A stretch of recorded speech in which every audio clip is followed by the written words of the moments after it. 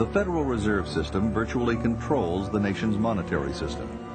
Yet it is accountable to no one.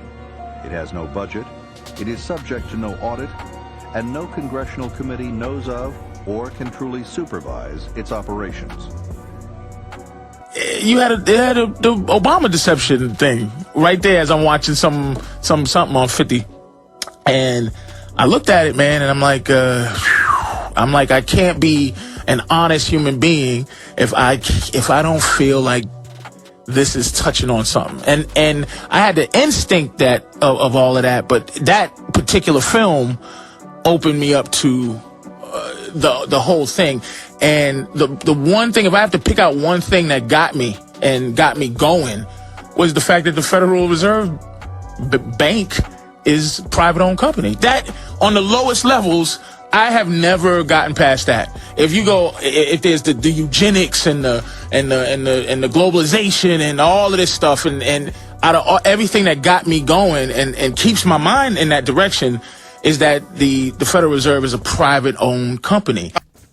Hello, welcome back to my channel. For today's topic, I'll be touching base on what is the Federal Reserve and how it relates to the New World Order. A central banking system is all money for a particular country originates in what is called a central bank. Now, these banks can be private or government owned. This is the problem when it comes to the United States.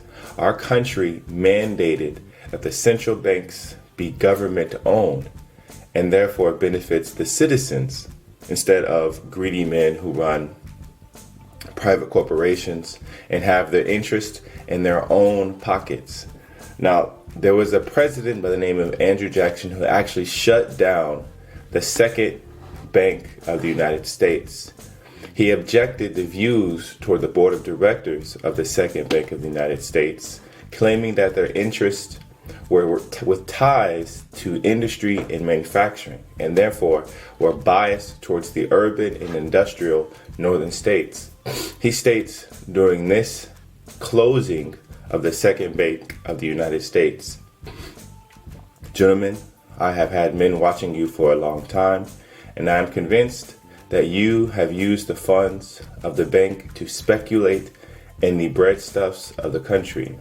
When you won, you divided the profits amongst you, and when you lost, you charged it to the bank. You tell me that if I take the deposits from the bank and annul its charter, I shall run 10,000 families. They may be true, gentlemen, but that is your sin. Should I let you go on, you will ruin 50,000 families, and that would be my sin. You are a den of vipers and thieves." Let me state it. So incorporated in 1913, the Federal Reserve, still to this day, is a non-profit, legally chartered company. Now, we pay these people every federal tax, and I've even heard something to say that our federal tax is incorporated with the Federal Reserve. I just bring this issue up to understand and see the game that the New World Order is playing.